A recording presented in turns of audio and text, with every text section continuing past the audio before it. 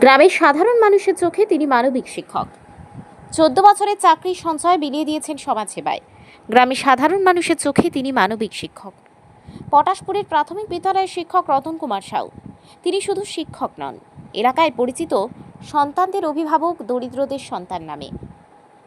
তিনি মনে করেন বিদ্যালয়ের ছাত্রছাত্রীরাই তাঁর সন্তান, আর গ্রামের অসহায় বৃদ্ধ বৃদ্ধারা তার বাবা মা। দরিদ্র মানুষের জন্য সবসময় খোলা থাকে তাঁর হাত। সারা বছর পড়াশোনার পাশাপাশি অসহায় ছাত্রদের জন্য প্রয়োজনীয় ব্যাগ, বই, ফল ও পুষ্টিকর খাবারের ব্যবস্থা, অসহায় দরিদ্রদের জন্য সারা বছর নানান কর্মসূচি, সব মিলিয়ে এলাকার মানুষের হৃদয়ে বিশেষ জায়গা করে নিয়েছেন তিনি। রতনবাবুর জীবন শুরু দারিদ্র্যের মধ্যে দিয়েই। পূর্ব মেদিনীপুর জেলার পটাশপুরের আলমচক বেলদা গ্রামের সাধারণ কৃষক পরিবারে জন্ম। বাবা কোনো রকমে চাষাবাদ করে ছেলেকে পড়াশোনার সুযোগ করে দেন।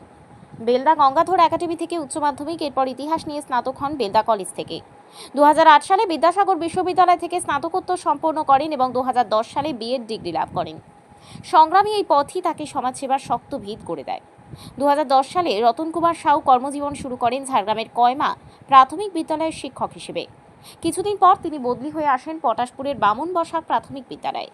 এখান থেকেই তার সমাজসেবার প্রকৃত যাত্রা শুরু। বিদ্যালয়ের ছাত্রছাত্রীদের পাশে তিনি কখনো পড়াশোনার তাগিদে শিশুদের করে তুলে নিচ্ছেন, আবার কখনো ছাত্রদের সাথে একসাথে বসে এক পাতে মিড ডে মিল খাচ্ছেন। শিক্ষক ছাত্রের সম্পর্ককেই তিনি পরিবারের সম্পর্ক হিসেবে গড়ে তুলেছেন। রতনবাবুর সমাজসেবার কাজ বিদ্যালয়েই সীমাবদ্ধ নয়, এলাকার দরিদ্র মানুষদের জন্য সারা বছর চাল, ডাল, জামাকাপড় বিলিয়ে দিয়েছেন তিনি। 14 বছরের চাকরি জীবনের সঞ্চয় খরচ করেছেন সমাজসেবার কাজে। ফলে গ্রামের সাধারণ মানুষের কাছে তিনি আজ মানবিক শিক্ষক হিসেবে পরিচিত। দরিদ্র মানুষের মুখে হাসি ফোটানোই তার জীবনের সবচেয়ে বড় পুরস্কার। তার এই প্রচেষ্টা সাধারণ মানুষ কুর্নিশ জানিয়েছে বারবার। শিক্ষা জীবন শেষ হতেই বাবার মৃত্যু হয়। সংসারের দায়িত্ব নিতে মাকে কঠিন পরিশ্রম করতে হয়। কখনো অন্যের বাড়িতে কাজ করে, কখনো দিন আনা দিন খেয়ে ছেলেকে মানুষ করেছেন তিনি। সেই সংগ্রামী মায়ের প্রতি শ্রদ্ধা জানাতেই রতনবাবু মায়ের নামে একটি স্বেচ্ছাসেবী সংস্থা গড়ে তোলেন। এই সংস্থার মাধ্যমে তিনি দরিদ্রদের পাশে থাকার প্রয়াসকে আরও বড় আকারে গড়ে তুলেছেন। মায়ের আদর্শই তার সমাজসেবার মূল প্রেরণা।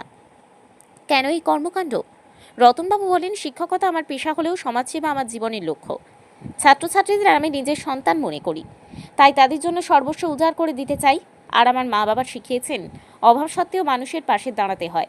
তাই যতদিন বেঁচে আছি ততদিন আমি দরিদ্র মানুষের সেবা করে যাব। শিক্ষকতার পেশায় আসার আগেই বাবা এবং মাকে দেখে শেখা। বাবাকে দেখেছি যখন গ্রামের পাশে প্রতিবেশী যারা থাকতেন তারা নানাভাবে সহযোগিতা করতেন। মাকে দেখেছি বাড়িতে আসা কোনো অতিথিকে কখনো খালি হাতে তুলে পাঠায়নি। সেই সঙ্গে যে ধরনের শিক্ষা আমি পেয়েছি আমার শিক্ষক শিক্ষিকাদের কাছ থেকে, বাবা মার কাছ থেকে, সেখানে আমার মধ্যে প্রথম থেকেই সেবাকেই মন্ত্র করেছি। যে যারা খুব কষ্টে আছে, দুঃখে আছে, যন্ত্রণায় আছে, নানাভাবে নানা অসহায় অবস্থায় আছে, সেই পরিবার এবং পরিবারের মানুষদের জন্য যদি কিছু করতে পারি, সেটাই আমার প্রথম থেকেই, চাকরির আগে থেকেই আমার এটাই হচ্ছে লক্ষ্য ছিল। আপনার শিক্ষা জীবন থেকে কর্মজীবনটা জানতে সংক্ষেপে একদম, আর কোন স্কুলে? শিক্ষা জীবন থেকে কর্মজীবন, ছোটোবেলা থেকে খুবই কষ্টের মধ্য দিয়ে পড়া। একেবারে ঠিক 14-15 বছর অবস্থায় বাবাকে হারিয়েছি। মা অন্যের বাড়িতে কাজ করতেন। সেখান থেকে মায়ের লক্ষ্য ছিল আমার ছেলেকে আপাতত 10-এর আসনে বসাবো, শিক্ষকতার পেশায় আসবো, এই আশা হয়তো মা রেখেছিলেন।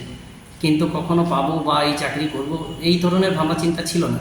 কিন্তু একজন মানুষ হিসাবে গড়ে তোলা যাবে, এই ভাবনা চিন্তাটা মায়ের মধ্যে ছিল।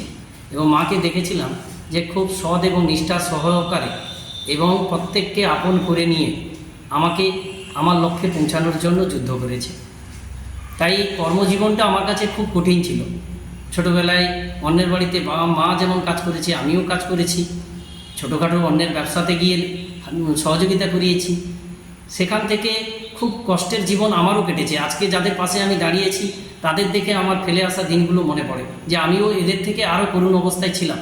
কিন্তু সেই সময় কোনো মানুষের সহযোগিতা বা কোনো সমর্থন থাকা সত্ত্বেও, সহযোগিতা করার ক্ষমতা থাকা সত্ত্বেও কিন্তু কোনো মানুষকে কাছে পাইনি, উল্টে কিন্তু পেছনে টেনে ধরেছিল।